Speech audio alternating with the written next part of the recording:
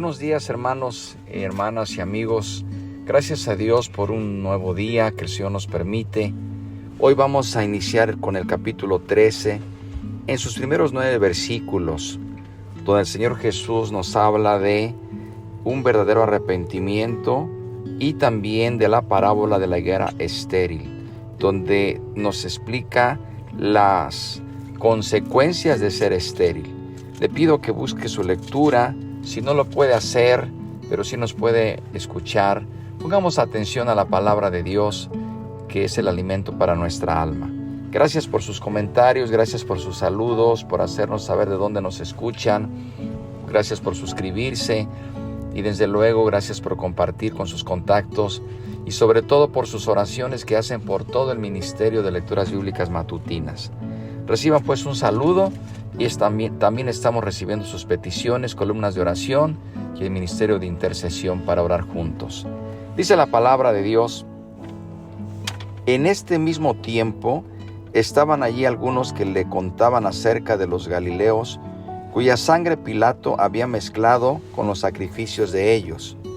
Respondiendo Jesús les dijo: ¿pensáis que estos galileos, porque padecieron tales cosas, eran más pecadores que todos los galileos? Os digo, no. Antes, si no os arrepentís, todos pereceréis igualmente. O aquellos 18 sobre los cuales cayó la torre de Siloé y los mató, ¿pensáis que eran más culpables que todos los hombres que habitaban en Jerusalén? Os digo, no. Antes, si no os arrepentís, todos pereceréis igualmente.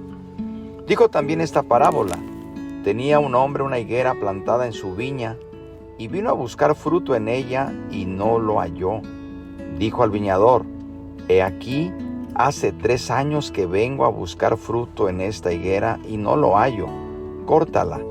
¿Para qué inutiliza también la tierra? Él entonces respondiendo le dijo: Señor, déjala todavía este año hasta que yo cabe alrededor de ella y la abone. Y si diere fruto, bien, y si no, la cortarás después. Aquí tenemos estos versículos de la bendita palabra de Dios, donde tenemos que analizar algunos aspectos que el Señor puede aplicar a nuestra vida en este momento. Notemos primeramente que el Señor Jesús había sido muy directo a la multitud que lo seguía por su incapacidad para interpretar las señales de este tiempo. Parece ser que algunos de entre la multitud le responden a la crítica contándole a Jesús de los galileos que fueron asesinados por Pilato, para sugerir que están bien conscientes de la manera en que Dios realmente castiga a los pecadores, que no están tan cerrados como Jesús les quiere hacer ver. Pero el Señor Jesús nuevamente se ve obligado a interpretar correctamente ese acontecimiento para la multitud.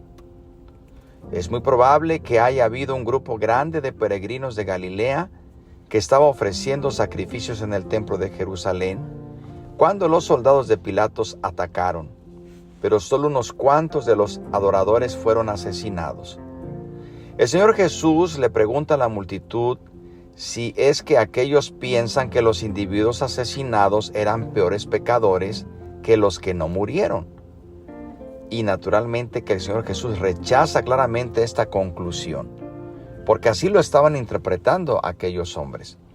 Luego el Señor Jesús cita otro ejemplo de una muerte trágica, de un acontecimiento trágico registrado, donde 18 personas perecieron cuando cayó sobre ellos la torre de Siloé.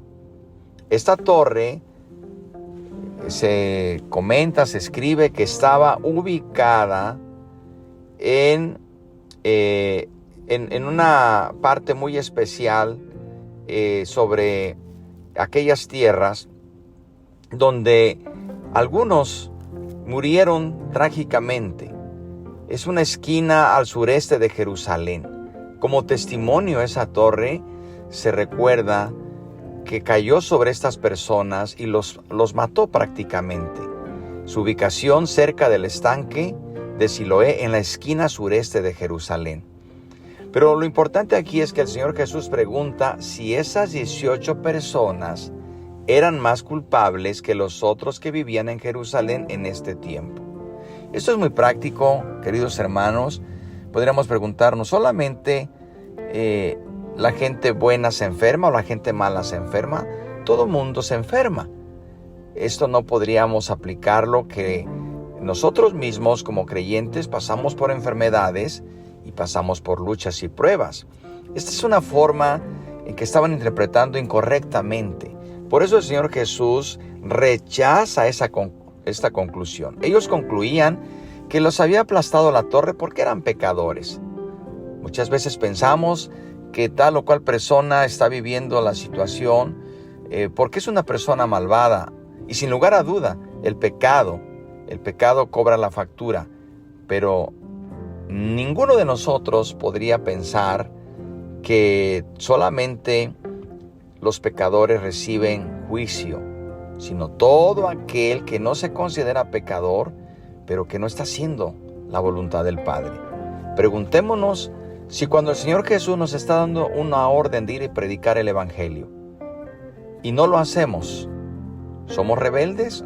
¿O es más rebelde aquel que no respeta los designios de Dios, los 10 mandamientos? No necesariamente. Cuando uno desobedece a Dios, está siendo rebelde. Y nosotros podríamos estar desobedeciendo al Señor en no cumplir la gran comisión de ir y predicar este evangelio a toda criatura. De manera que quitémonos esa idea que tenían estas personas. Nosotros debemos asegurarnos en obedecer a Dios con todo nuestro corazón. Por eso el Señor rechaza esa conclusión cuando les dice: aquellos 18 sobre los cuales cayó esta torre y los mató, ¿ustedes piensan que eran más culpables que todos los hombres que habitaban en Jerusalén? Y el Señor afirma: les digo una cosa, no es así. Antes, si ustedes no se arrepienten, van a perecer igualmente. No necesariamente aplastados por una torre, pero el pecado y la desobediencia es definitivamente castigado y penado con el juicio de Dios. Así que el Señor Jesús está rompiendo la conexión entre estas muertes trágicas y el castigo por el pecado. Quiero repetirlo otra vez. Al Señor aclarar esta mala interpretación que daban sus oyentes, lo que el Señor está haciendo es rechazando esa conclusión, rompiendo con la conexión de estas muertes trágicas y el castigo por el pecado. A veces nosotros sacamos conclusiones con nuestras percepciones, lo que un día aprendimos, y llegamos a conclusiones que las convertimos en ley o doctrina. Pero el Señor aquí nos aclara, y aclara esto muy importante, que no debemos interpretar las cosas por nuestro propio pensamiento o nuestra propia forma de entender las cosas. Tenemos que ir a la palabra de Dios. Aquí está la Biblia. La Biblia es su propio intérprete. Por eso el Señor rompe con esa conexión donde ellos pensaban que estas dos situaciones trágicas era el castigo por su pecado.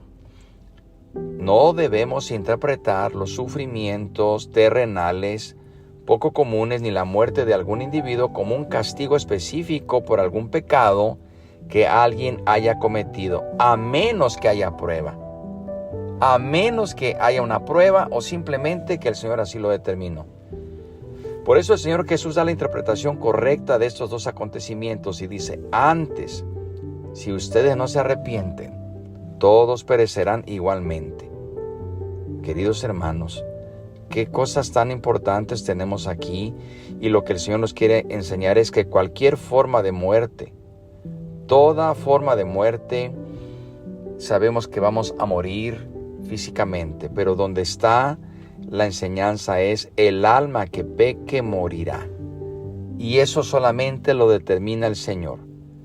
La muerte es una forma con la que Dios también nos puede llamar. La enfermedad nos puede llamar el Señor a través de una enfermedad, es cierto. La pérdida de un ser querido o una situación específica. Es efectivamente, Dios nos puede llamar al arrepentimiento.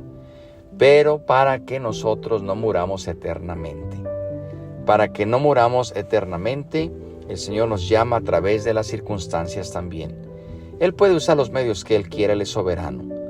De manera entonces, queridos hermanos, que algunos concluyen que solamente les ocurre cosas malas a las personas malas. Y sabemos que todos podemos pasar por situaciones comunes donde pasa toda la gente. El Señor nos está enseñando, más que nada en este relato, la importancia que tiene el arrepentimiento. Y que el arrepentimiento no es solamente para la gente muy malvada. El arrepentimiento es necesario para todos. Para aquellos que dicen, yo no soy un asesino, yo no soy un ladrón, yo no necesito arrepentirme. He aquí la respuesta. Todos necesitamos un verdadero arrepentimiento. Y para ir terminando esta lectura, solamente diremos que los asesinatos cometidos por Pilato son una predicción de la muerte de Cristo. Hubo muchos en su generación que interpretaron falsamente su muerte sobre la cruz como una señal de su propia culpa.